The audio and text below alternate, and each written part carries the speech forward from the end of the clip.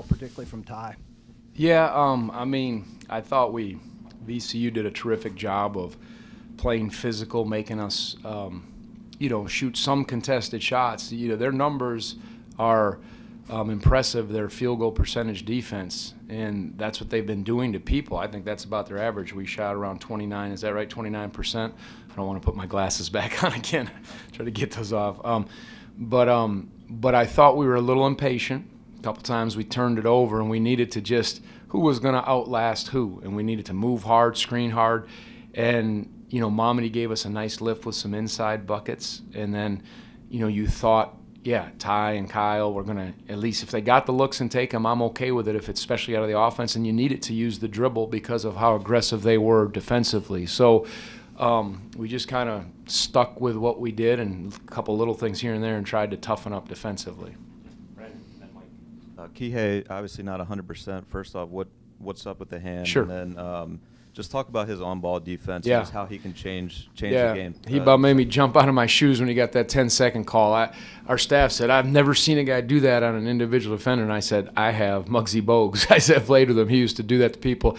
I thought that was terrific. His heart and his ability. We've watched this against high-quality players because Evans is a terrific player for them. And, he just sets the D, and how can you not get excited if you're behind that defensively? And he played with great heart. His status is this. He's going to have surgery tomorrow. He, in the Morgan State game, injured his wrist with a hairline fracture, so he'll have surgery tomorrow, and that's why he practiced a couple days in that protective cast, and it's what they do with football players. But I think you could see a few times it affected him. And then we'll just go from there as far as a timeline. It's after surgery, how things heal and what he'll do, and then he'll go back into the cast and take it from there. But he's like, Coach, I want to play. And so we practiced him with that cast on to protect the wrist, and he was effective in practice. And, it didn't affect his heart or his legs, that's for sure. I think, going left it was an issue, but thought he showed he brought what we needed with the drive, and, again, a couple fumbles here and there, but that's the status. So hopefully, like I said, it'll go well tomorrow, and we'll give you more updates as that thing goes on. Mike, offensively, the fact that it was kind of Kyle carrying you in the first half, Ty in the second, was there something they changed to focus on Kyle, or is it just the way the shots came? Yeah, I think they made the looks tough. They really tagged Kyle hard. They were physical. Last year they were a little different how they guarded him. They shortcut the screens more, and this time they locked, and they were, again, very, very physical and on there. I'm not saying they were fouling, I was just saying they were physical. And so you had to really set up your cuts, and he had to work to get off screens, and it maybe wouldn't be there after the first time or two. You had to move, soften them, get a little separation, and then, get open, and then mix in some attacking off the bounce. So I just thought we got more to who we had to be offensively in the second half. And I was kind of scanning around, trying a few too many things in the first half. Well, this wasn't looking good, so we tried different little actions and sets, and I thought we just needed to become more who we were and give those guys a chance to move and get shots. Josh. Yeah, and then Ty hit some shots. He was aggressive driving. Eventually it's hard to keep guys from getting open looks, so I don't know if they changed how they guarded Kyle in the second half or first half. Tony, what does it do for you as a coach when you have a player like Ty, who you guys are down by 3 and the crowd kind of gets to its feet and he just steps into that 3 confidently? What does that do for you when you have a player like that who can just take a shot like that? Well, I've seen that in him from his first year to now, and he shoots, makes big shots, shoots tough shots. Sometimes you're like, okay, it went in all right, and sometimes you have to give him the freedom to be aggressive. You do, and I told him, I said, just you have to be as sound as you can and as smart as you can, but you got to be aggressive. That's who he is. And if it ever gets over the edge, all right, then you talk to him about it. He's smart enough to know, but that's how he's wired.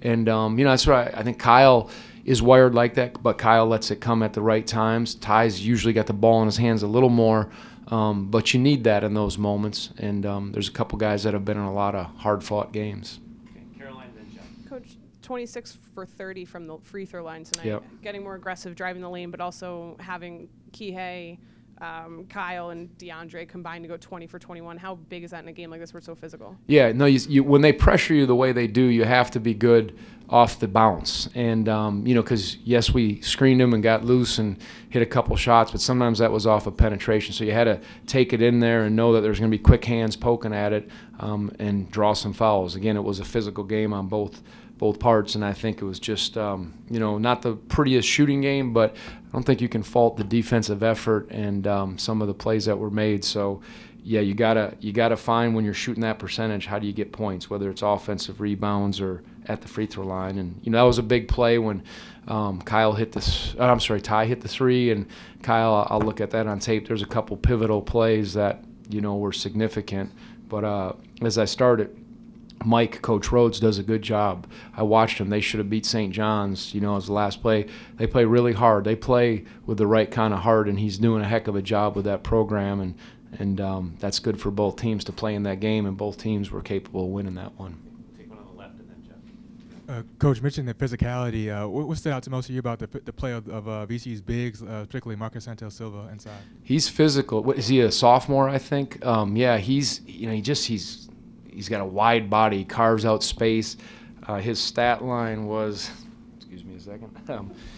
You know, he was, he had 10 rebounds, and we've seen Jack. Sometimes we were thinking we better double him in the post, but Jack has gone against some pretty good big guys, and we just tried to wear it out. And then I thought Momedy, with his quickness and his length, at times bothered him. But he's a factor to have 6 offensive rebounds, and if you don't put a body in him or have other people coming out, that's a problem. And I saw that in him. He gives him a great anchor in the middle, and I was impressed with him, especially knowing he's young. I think he's going to be a good one, and you can see that.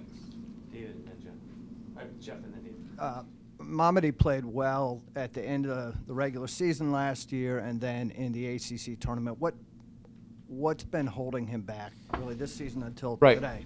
I'm sure many would say me, so I'm used to that. But, you know, Momedy, I was so happy for him. And he's been a little inconsistent. And this is not an excuse. This is fact. He's still new to the game. You hear me say that, I sound like a broken record. He doesn't, from an American standpoint, he hasn't played as much, and I think he's continuing to improve.